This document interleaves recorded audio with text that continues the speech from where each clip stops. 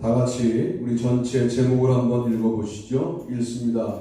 기도에 응답이 없을 때. 다시 한번 읽어보죠. 기도에 응답이 없을 때. 1번 읽어봅니다. 1번 읽습니다. 침묵에는 하나님의 메시지가 있다. 본문도 읽죠. 이것이 내게서 떠나가게 하기 위하여 내가 3번 주께 간구하였더니 나에게 이르시기를 내 은혜가 내게 족하도다.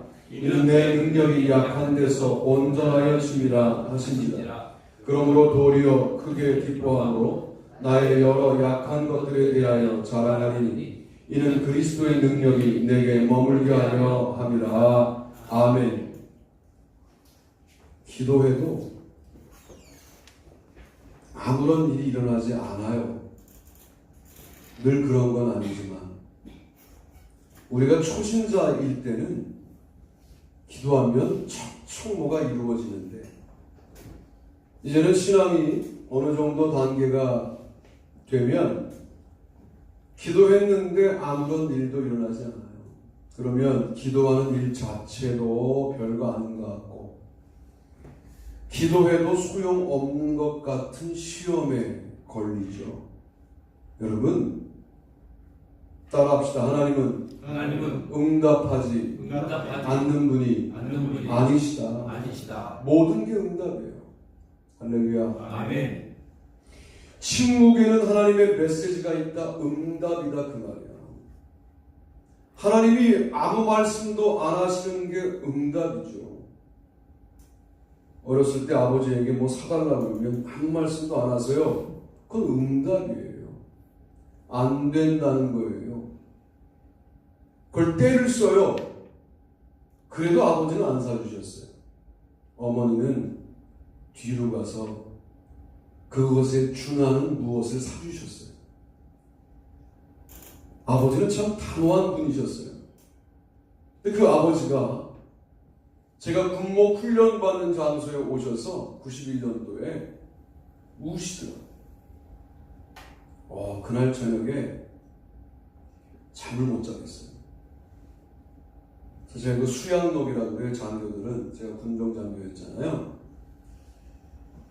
처음 본 거예요. 아버지 눈물을. 야, 약해지신 거 아닌가? 그런 마음이 들더라고요.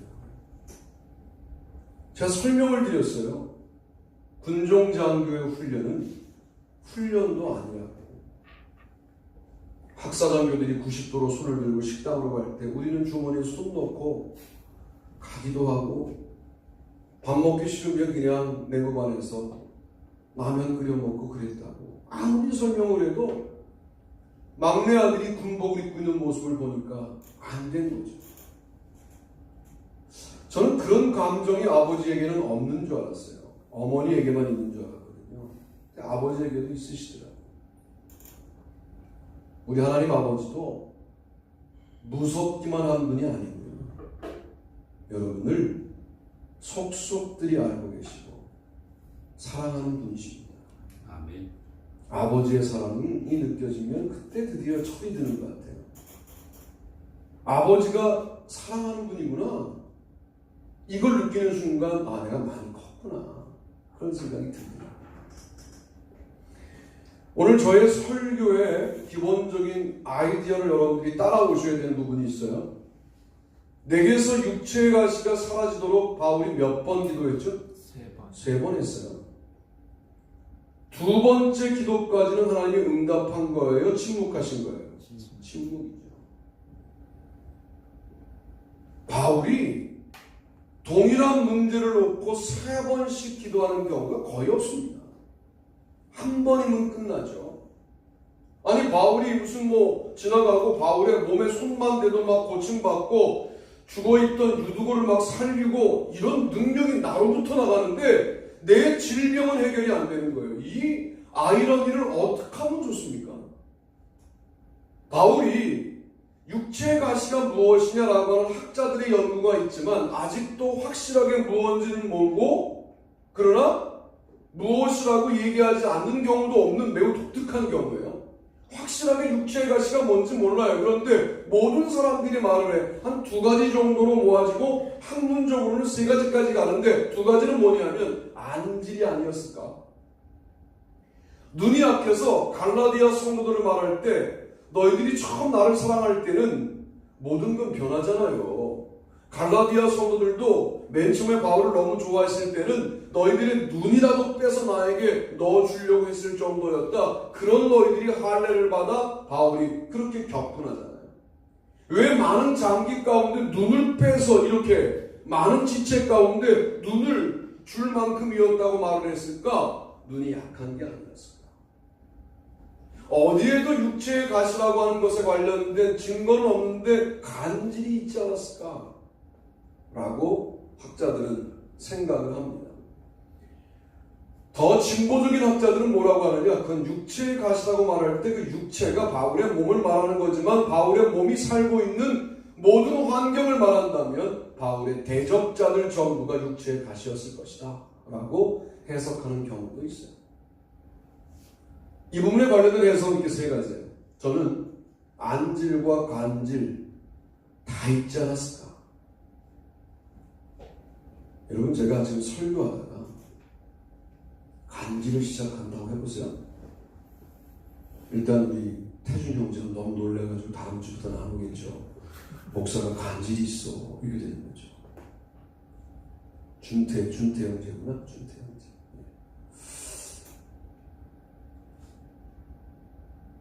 어제 서울대를 갔다 온 하성이는 지금 목사가 간질을 하면 아마 다른 교회로 옮겨요. 목사가 심각하네요. 바울이 이걸 고쳐달라고 말했을 때 자신의 영광 때문이 아니었다고요. 여러분, 조금만 생각해보면 복음을 매우 효과적으로 전달하려고 할 때 이 질병이 그 복음의 전달을 방해함으로 자기에게서 사라지기를 간구한 것이었죠. 자기를 위한 게 아니었어요. 그런데 하나님은 첫 번째 기도할 때 침묵하십니다. 두 번째 기도할 때도 침묵하십니다. 그리고 뭐라고 말씀하시느냐? 내 은혜가 너에게 족하도다. 내 은혜는 하나님의 은혜를 말해요. 바울이 받은 은혜가 바울에게 족하다는 말이 아니에요. 내 은혜, 하나님의 은혜가, 하나님 나의 은혜가 너에게 족하도다예요. 아까 말한 무슨 말씀입니까? 이 말씀이에요.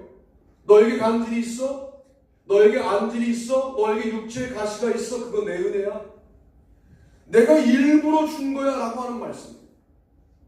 내가 계획하고 섭리하여 준 것이라고 하는 말씀이에요. 그래서 내 은혜가 너에게 풍족하다. 뭘 그걸 부족하다고 생각하냐? 라고 말씀하십니다. 우리에게는 부족인데 하나님에게는 그것이 풍족인 거예요. 왜 그랬을까요?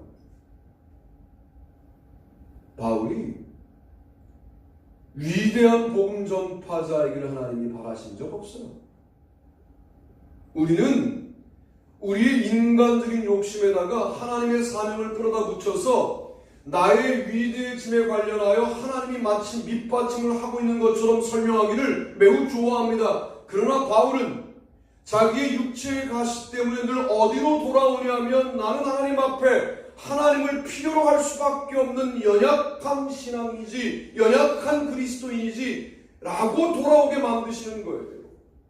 아무리 위대한 일을 해도 이 육체의 가시 때문에 지속적으로 연약한 하나님이 필요한 자로 돌아오게 만드시는데 그걸 하나님이 원하시는 거죠. 하나님은 그러니까 여러분들에게 위대한 일을 하라고 강요하거나 부탁하거나 그러신 적 없어요. 그리스도인으로 살아가기를 바라시는 거죠. 그리스도인으로 살아가고 여전히 하나님을 필요로 하는 존재로 살아가게 될 때 어떤 일들이 벌어지느냐? 우리를 통하여 놀라운 역사들이 나타나고 놀라운 역사들이 나타나더라도 나는 여전히 육체의 가시로 인하여 하나님 앞에 연약한 한 그리스도인으로 겸손하게 무릎을 계속 꿇는 주님과의 관계의 거리가 멀어지지 않는 삶을 지속적으로 유지하게 만드시는 것이죠. 이것이 하나님 내가 바울 너에게 줄 수 있는 내 은혜이고 내 은혜는 너에게 족하다라고 말씀하시는 겁니다. 여러 계시를 받은 것이 지극히 크므로 너무 자만하지 않게 하시려고 내 육체에 가시 곧 사단의 사단을 주셨으니 이는 나를 쳐서 너무 자만하지 않게 하려 하심이라. 12장 7절 말씀입니다. 목사님, 저는 인생에 가시만 있어요. 가시가 더 많았겠죠. 우리는 그렇게 착각을 해요. 목사님, 저는 내 인생에 가시만 있어요. 지금도 가시밭길만 가고 있어요. 그런 인생은 존재하지 않습니다. 가끔 계시도 있었어요. 그런데 가시가 너무 자주 우리에게 다가오자 계시도 없는 것처럼 감정적으로 반응하는 거예요. 그때는 여러분 뭘 고민해야 돼요? 가시밭길 속에서도 함께 하시는 드문드문 나에게 강력하게 울컥울컥 다가오시는 계시의 하나님을 경험해야 합니다. 그래야 가시밭길을 걸어갈 수가 있습니다. 또 어떤 성도는 교만하여 이렇게 말하죠. 목사님, 저에게는 계시만 있어요. 모든 게 다 보여요. 눈만 감으면 응답이 있어요. 하나님이 보여요. 그런 걸 이단이라고 해요. 여러분, 계시만 있는 인생이 어디 있습니까? 중간중간 교만하지 말라고 가시가 들어오는 거죠. 그럴 때 그 가시를 계시의 황홀감으로 물리치지 말고 이 가시는 어떤 의미가 있는가, 나를 교만하지 않게 하려고 하는 의미가 있구나 하고 가시를 받아들이는 거예요. 그러므로 인생은 가시만 있는 인생도 없고 계시만 있는 인생도 없다라고 한다면 가시와 계시를 동시에 지니고 사는 사람들이 모두 똑같은 우리들이다. 앞에 서 있는 저도 가시와 계시를 동시에 가지고 있는 거죠.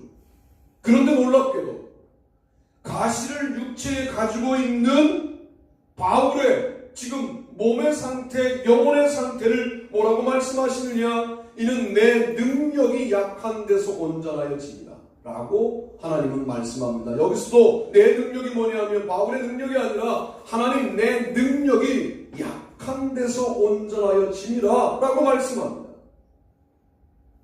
여러분을 약하게 만드는 어떤 조건들이 있을 거예요. 삶을 살다 보면. 여러분, 그거 은혜입니다. 할렐루야. 뭐 이렇게 내 인생 안 풀리나 이런 것 때문에 여러분 기도하시잖아요. 안 풀리는데 아직도 기도 안 하시면 가시는 많으세요, 하나님이. 그러니까 내가 여러분을 저주하는 게 아니라 그걸 빨리 기도로 와야 큰 가시를 안 만날 수 있는 거죠. 그러니까 중간 가시를 만났을 때 얼른 엎어줘야 돼요. 얼른 엎드려야 돼요. 그러면 큰 가시는 나중에 뒀다가 쓰시는데 이게 미련해서 안 엎드리면 점점점 큰 가시를 들이미시는 거죠. 이래도 안 할래 기도? 이래도 안 할래? 이러신단 말이에요. 하나님과는 내가 절대로 경쟁하지 말라고 하는 이유가 뭐냐면 이길 수가 없잖아요. 이길 수가 없어요, 그분을. 아니, 나는 그분하고 경쟁한 적 없는데요. 아니, 경쟁한다니까요. 지금이 기도할 때라고 가시를 우리에게 밀어놓으시는데 가시를 온몸으로 받으면서도 기도하지 않고 본인의 수단과 방법으로 이 가시를 빼보려고 애를 쓰는 거죠. 그거는 하나님과 경쟁하는 것이 된다. 그때 아파져요. 할렐루야. 아니, 힘들고 다리에 힘도 없어서 덜덜덜 떨면서 내 힘으로 해보려고 하는 미련함이 왜 우리 가운데 있냐 그 말이죠. 아파져서 기도할 때 주님 말씀하시죠. 내 능력이 그 가시 속에 임하여 있다고 말씀하세요. 주님의 능력은 가시 속에서 경험하는 거예요. 주님의 능력은 계시 속에서 경험하는 게 아니라 도리어 가시 속에서 경험하는 거예요. 왜? 그러니까 약한 데서라고 출발 지점이 가시라고 말씀하시잖아요. 풀리지 않는 문제, 기도해도 응답이 없는 것 같은 침묵의 순간 오래 지속되지 않아요. 곧 지나가요.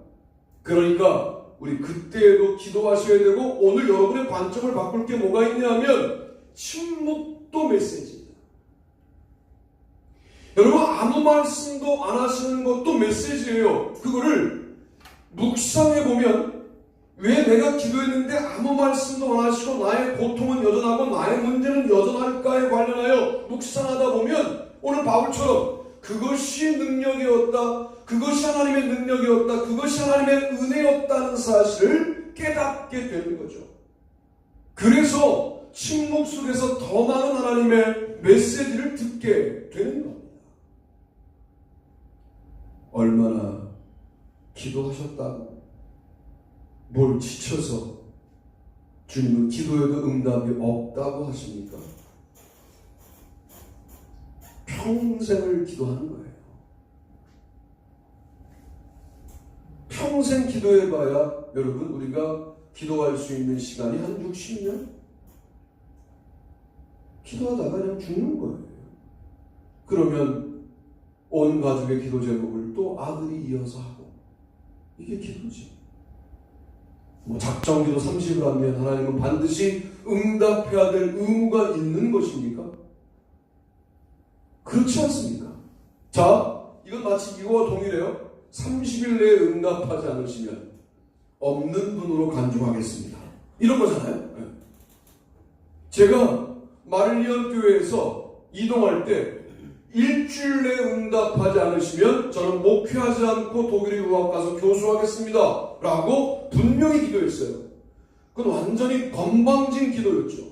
그리고 난 다음에 월요일 날 정태신 목사님께서 순위교회 이용훈 감독님을 만나러 간다는 거예요. 그런데 잘 지내냐는 거예요, 나한테. 그래서 잘 못 지낸다고, 교회를 이동해야 될 것 같다고 부목사태죠. 아, 그러면 네 얘기를 하겠다고. 그래서 우리가 만난 거예요. 그러니 내가 교수하겠다고 할 수가 없는 거죠. 여러분들은 오해하시죠? 그 일이 어려운 거 아닌가? 아니에요. 할 수 있어요. 지금도 고민하면 할 수 있어요. 목회보다 훨씬 더 자리를 얻기는 빠를 수 있어요. 그러나 그 순간이 나를 늘 괴롭혀요. 그래서 목회의 자리에 있는 거예요. 여러분, 그런 기도는 인생에 한두 번 하는 거지, 매번 작정해서 40일 작정, 응답하십시오, 39일째 드디어 이제 하루 남았습니다 이러면 하나님이 막 발발발 떨면서 응답해 줄게, 이런 분이 아니라는 거죠. 여러분, 침묵도 메시지이다 하는 사실을 기억하시기를 바랍니다. 우리 두 번째 보시죠. 두 번째 읽습니다. 지체에는 하나님의 뜻이 있다. 본문도 이것이 내게서 떠나가게 하기 위하여 내가 3번 주께 간구하였더니 나에게 이르시기를 내 은혜가 내게 족하도다. 이는 내 능력이 약한 데서 온전하여짐이라 하신지라. 그러므로 도리어 크게 기뻐함으로 나의 여러 약한 것들에 대하여 자랑하니 이는 그리스도의 능력이 내게 머물게 하려 함이라. 아멘. 자, 뭐가 지체냐면 3번째 가서야 응답하셨잖아요. 3번째 기도에는 응답이 있었어요? 이건 지체죠. 유독 왜 나에게만 고난을 많이 배정하시는가? 내 주변의 친구들을 보며 그들의 간증을 들으면 그들의 인생은 술술술 풀리는 것 같은데 왜 나의 인생만 이렇게 지체 현상들이 있는가라고 하는 착각을 하게 돼요. 그건 인간의 착각이에요. 자동차를 타다가 이쪽이 잘 풀리잖아요. 그래서 이쪽으로 옮기면 또 이쪽이 막히죠. 주님이 나를 버리십니까? 이러잖아요. 그죠? 그게 모두 심리가 있는 거예요. 인간은요, 무척 한계가 많은 존재들이에요. 제가 지방대학에 강의하러 가잖아요. 그러면 이제는 나이가 먹어갖고 모든 그 장기들을 내가 잘 조절을 못하겠어요. 아니, 배가 안 아팠었는데, 이게 여름에 주로 에어컨을 틀 때 나타나는 현상인데, 에어컨을 이렇게 배 쪽으로 이렇게 오니까 금방 막 배가 아프고 난리가 나요. 나는 그래서 칼 야스퍼스가 말하는 한계 상황이라는 거, 노 엑시트라고 하는 거 어디서 경험하냐면 차 안에서 경험하는데, 휴게소는 먼데 배는 아프고 차는 막히고 이래서 막 차선을 변경하는데 내가 변경하는 데마다 주님이 막으세요. 주님 왜 이러십니까? 나의 삶의 디그니티를 이런 식으로 무너뜨리십니까? 내가 길에서 일을 봐야 되겠습니까? 막 대들게 만들어요. 하나님이 아무 일도 하신 게 없다고. 내가 그냥 대드는 거지. 야, 내 인생만 막히는 것 같잖아요. 여러분, 그때에도 기도하시게 되기를 바랍니다. 여러분, 이게 능력이에요. 이게 실력이에요.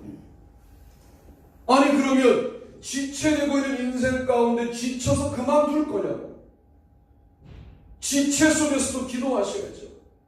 그래야 주님의 능력이 우리 가운데 임하시는 겁니다. 가시 때문에 내 인생이 지체가 돼요? 버리지 말고 품어야 할 아름다운 가치라고 우리에게 알려주십니다. 어떡하겠어요? 그렇게 생긴 걸 어떡하겠어요? 내가 그런 존재인 걸 어떡하겠어요? 물론 성령님께서 강력하게 역사하셔서 나의 존재를 전반적으로 검토하시고 바꾸실 수도 있지만 안 바꿔주시는 부분에 관련해서는 내가 내 스스로 안고 가야지 어쩌겠습니까? 그 가시를 품고 가는 것이 어쩌면 주님의 또 다른 계시이고 응답일 수 있는 것 아닙니까? 응답도요, 지체 이후에 온 응답이 바울이 원하는 대로 온 응답이 아닙니다.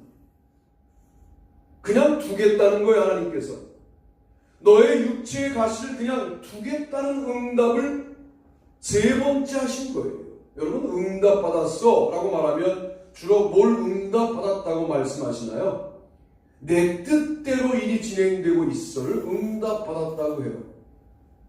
누가 그걸 응답이라고 해요? 그건 당신 생각이고 하나님 생각은 다르실 수 있죠. 하나님이 무엇을 원하는지는 중요하지 않아. 내가 이거 하고 싶어. 저 자리에 가고 싶어. 그러니까 옮겨달라고. 여러분, 이걸 기도라고 하고 있어요, 우리가. 그러고 가니까 어떤 게 생겨요? 내 능력으로 갔죠? 내가 기도해서 갔죠? 내가 노력해서 갔죠? 하나님 살아주시죠? 기도를 동원하여 하나님을 제거해. 내가 기도해서 됐다는 거야. 내가 노력해서 됐다는 거야. 사실 작정기도 내가 했다는 거예요. 아니요.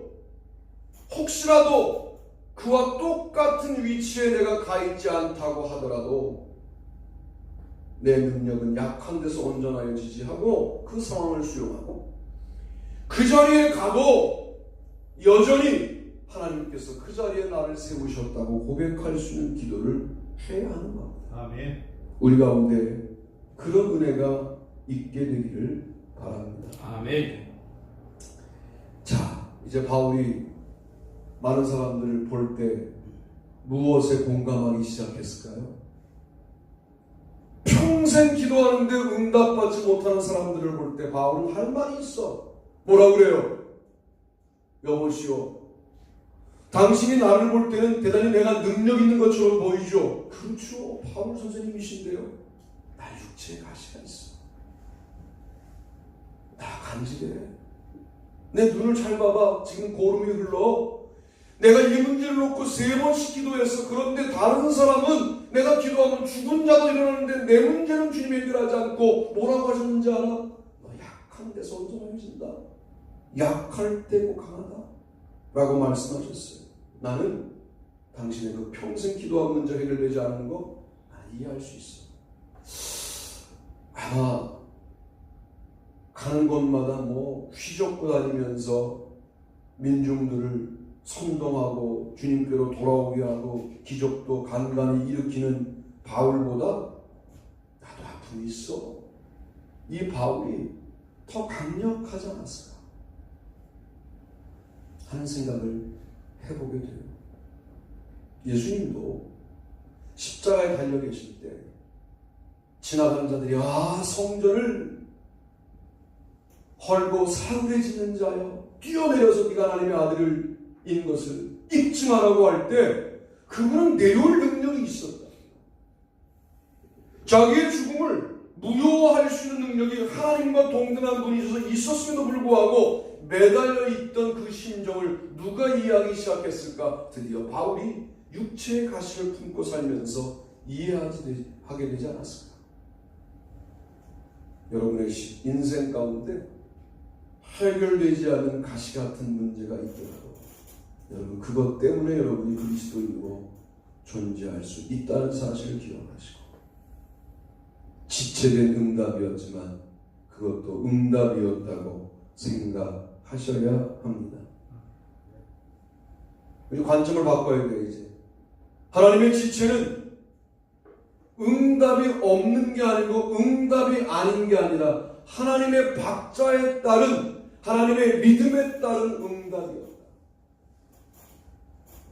또 바울이 원하는 바로서의 똑같은 응답은 아니었지만 그러나 그것은 하나님의 응답이었고 세 번째 가서 응답하신 것이 바울에게는 많은 의미를 가지고 있는 응답이었다라고 이해해야 하고 바울 자신에 관련된 문제에 대해서는 빨리 응답하지 않는다라고 하는 사실을 바울에게 학습시키는 놀라운 의미가 있는 응답이었다. 바울은 이제 누구를 위해 살아야 되느냐? 다른 사람을 위하여 살아야 할 존재라는 사실을 이 사건을 통하여 깨닫게 되지 않았을까? 여러분 주의 종은 다른 사람을 위해 사는 거죠. 일주일 내내 제가 얼굴도 모르는 여러분의 가족의 이름을 불렀어요. 네. 친숙해졌어요. 박인홍이라는 이름도 좀 친숙해져 있고요. 안춘자가 이름도 친숙해져 있고요. 남주, 정주, 갑주, 뒤에 여자들이 3명이 또 있어요. 네. 그런 이름도 친숙해져 있고요. 그 중에 정주가 예수를 안 믿는데요. 그래서 정주를 놓고 계속 기도했죠. 얼굴도 몰라요. 정주는 잘못했다. 동주가. 동주가. 기도가 잘못됐어요. 네. 여러분, 결국 나의 문제는 지체되는 거예요. 주의 종은 타인의 문제, 주님이 민감하게 역사하시도록 사역하는 거죠. 바울에게 아마 이게 학습되는 응답이 더 큰 응답이 아니었을까 하는 생각을 해보게 되는 겁니다. 마지막 세 번째, 우리 읽어보시죠. 읽습니다.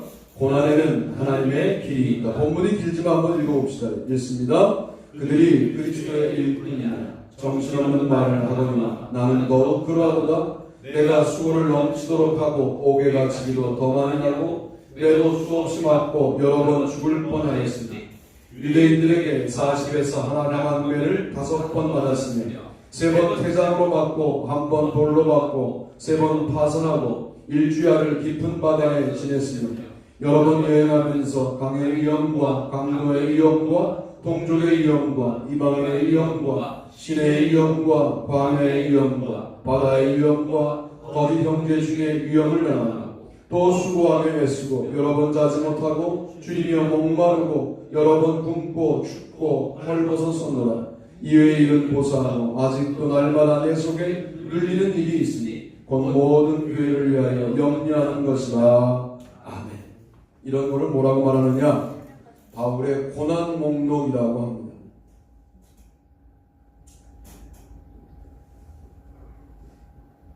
내가 주님을 위해서 더 많이 고생했다고 고난을 자랑하고 있는 바울의 모습을 보게 됩니다.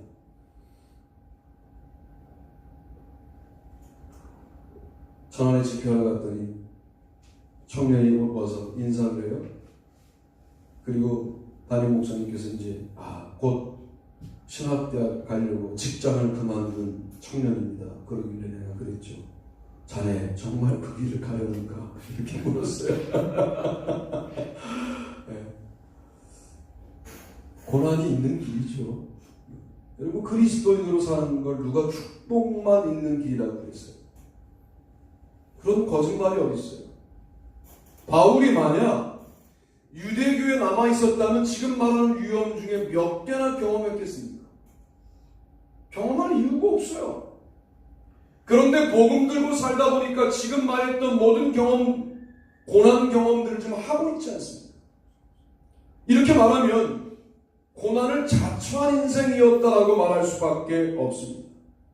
40에 하나 감한매를 5번 맞았으며 3번 태장으로 맞고 돌로 맞고 3번 파손하고 일주일을 깊은 바다에 지냈으며 여러 번 여행하면서 강의 위험, 강도의 위험, 동족의 위험, 이방인의 위험, 시내의 위험, 광야의 위험, 바다의 위험, 거짓 형제 중에 위험을 당하고 또 수고하고 했으며 여러 번 자지 못하고 줄이고 목마르고 여러 번 굶고 헐벗었다. 이게 사람 사는 겁니까? 여러분의 자녀가 이 길을 간다고 하면 흔쾌히 보내시겠습니까?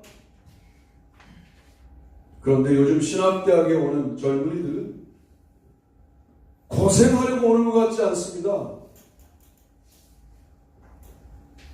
공주에 목회하는 조카 목사님네 교회에서 도목사를 뽑는데, 수련 목회자를 뽑는데 안 내려옵니다. 부름받아 나서리면 어디든지 가오리다. 서울 지역 중에서 이렇게 가사를 바꿔야 합니다. 인천? 여러분이 사는 인천 안 내려옵니다. 요즘 젊은 목사들은. 왜? 인천 가면 영원히 시골 연예인, 중부 연예에 갇힐 것이라고 하는 생각을 하는 거예요. 저는 서울 연예에 있다가 중부에 내려왔는데, 말년교회는 상동 정동교회가 있는 정치 1번지에 있는 교회예요. 이게 뭡니까 도대체? 주님의 길에 관련된 진실한 마음들이 평신도에게 없다고 하죠. 물론 없어졌어요. 예전보다 여러분들도. 그런데 먼저 어디서 없어졌느냐? 주의종 그룹에서 없어졌어요. 그러니 당연히 평신도들도 자기 이익에 따라 움직일 수밖에 없는 모양을 갖추게 된 겁니다. 이걸 가지고 마치 나는 문제가 없는데 너희들은 문제가 있다는 관점으로 주의종들이 평신도를 바라보는 거, 그건 문제입니다. 그러나 이렇게는 공감해야 되지 않을까요? 우리 모두가 문제가 아니라 여기는 공감해야 합니다. 이제. 그리고 주님을 믿는데 오는 고난, 오늘 바울의 고난을 검토해보면 도대체 위험이 아닌 것이 하나도 없는 것 같은 인생을 사는 바울. 무엇 때문에 그래도 행복했느냐? 복음 때문에 행복했다는 거죠. 결국 마지막에 고난을 빼먹었어요. 마지막에 고난이 뭐냐면 이거죠. 죽음의 위험. 결국은 순교하셨어요. 자기 영광 때문에 스페인 가겠다는 것도 아니고 스페인 가겠다고 하는데 그걸 못 가게 하고 로마에서 순교당하게 만드셨어요. 그런 자비롭지 못한 하나님이 어디 있습니까? 그런 무자비한 하나님이 어디 있습니까? 내가 내 영광을 위해서 가겠답니까 지금? 하나님 뭐라고 그러시는 거예요? 너 아니어도 돼. 와, 다 써먹고, 다 부려먹고, 죽을 때까지 굴려 먹어놓고, 마지막에 뭐라고 그래요? 너는 나이 들었잖아. 너 아니어도 돼. 너는 올라와라 이제. 야, 너 바울 그걸 뚜벅뚜벅 걸어가갖고 그 벽에다가 목을 탁 대고 너 아니어도 되라고 하나님의 메시지를 응답으로 듣고, 왜? 하나님이 주신 고난은 그 자체의 길이 있다는 사실을 믿고 순종하는 거죠. 스페인은 바울이 안 가도요, 로마의 바울의 순교 때문에 영향받은 수많은 그리스도인들이 스페인 가면 죽는 걸 알면서도 뛰어들어가기 시작했어요. 바울이 한 명이 아니라 수십 명이 스페인을 정복하고요. 이제 그 흐름은 이런 거죠. 물을 막았다가 열면 강력하게 물이 가는 것처럼 바울을 막았다가 여니까 그 수많은 바울들이 전 세계에 다니면서 또 다른 영적 부흥을 이루었던 거죠. 예수님의 부흥 우리 아니어도 됩니다. 쓰시는 동안 고난을 두려워하지 말고 주님 앞에 나아오시게 되기를 주님의 이름으로 축복합니다. 아멘. 고난을 고생이라고 생각하지 마세요. 차라리 그만두세요. 주님 앞에 고난당하는 일을 한숨을 쉬어가면서 할 필요 없어요. 그렇지 않습니까? 우리 아니어도 돼요. 저는 바울도 아니지만 제가 아니어도 수많은 서영석들이 얼마나 많겠어요. 이 비유는 적절하진 않은 것 같습니다.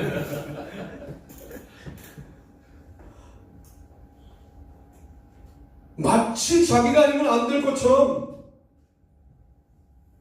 마치 본인의 사역은 대단히 독특한 것처럼 착각을 하는 정신병자들이 꽤 많이 있어요, 목사들 중에. 여러분의 담임 목사가 거기에 걸리지 않도록 기도해 주셔야 돼요.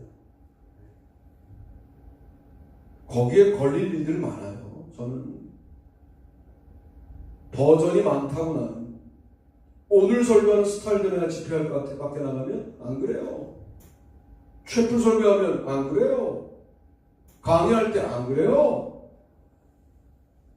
뭐가 나냐고요? 다 나예요. 그러니까 매우 내가 독특한 사람인 줄로 착각할 가능성이 많다고 제가. 그때 저에게 고난이 있는 것을 감사합니다. 주님 앞에 제가 가야 될 길은 그 길이 아니고 주님이 제시하는 이 길이군요 라고 생각하게 되는 거예요. 고난을 자랑하고 사셨어요. 바울은 다른 걸 자랑하지 않아. 본인이 당한 고난을 자랑합니다. 십자가를 자랑합니다. 고난을 만나면 전투 의지가 생겨야 돼요. 기도하는 자에게 고난이 오면 내가 이 산도 넘어버리라, 주님의 손을 붙잡고 이 고난의 산도 넘어버리라 라고 하는 전투 의지가 생겨야 돼요. 넘고 나면 여러분 근육이 붙어있어요. 영적인 근육들이 붙어있어서 웬만한 산은 두렵지 않아요. 올라갈 수 있어요. 그렇게 신앙생활 해나가는 겁니다. 기도했는데 도리어 고난이 오고, 기도했는데 도리어 문제가 커지고, 기도해도 아무런 일도 일어나지 않고 지체되고, 뭐 도대체 기도한다고 뭐 출세하는 것 같지도 않고, 기도해도 내 인생에 풀리는 것 같지 않을 때 다시 한번 기도의 자리에 무릎을 꿇는 것. 이것이 우리가 걸어가야 할 길이다. 신앙은 그때 드러나는 거예요. 우리가 기도를 많이 해본 사람들은 아니거든요. 정직하게 우리의 수준을 말씀드리면 확 5분을 기도하는 것은 강력한 교회예요. 2시간, 3시간.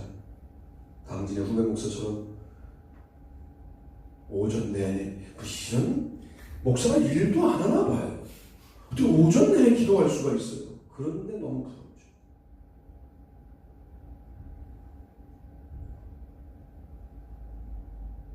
배화여대 갔더니 좋은 기도 의자가 있더라고요. 딱 엎드리면 너무 튼튼해 보이는 게 있어요. 계속 눈독을 드리고 있고요. 나중에는 가져오리라. 그랬어요. 마치 기도 의자가 없어서 기도 못하는 것처럼 늘 사람들은 그러잖아요. 장비가 부족해서 기도를 못하는 것처럼. 응? 등산하면 안 좋아서 등산 못하는 것처럼 말하는 인간들의 유형에 저도 속해 있는 거죠. 그 기도 의자가 너무 좋아. 막 웨슬리 막 이렇게 그림도 있고 막 이래요. 그래서 저기서 기도하면 웨슬리가 되는 게 아닐까. 여러분, 기도의 응답이 없는 건 3가지예요. 기도했는데 침묵하신다. 기도했는데 나에게만 응답을 지체하신다. 기도했는데 고난은 더 커졌다. 그 모든 게 응답입니다. 아멘.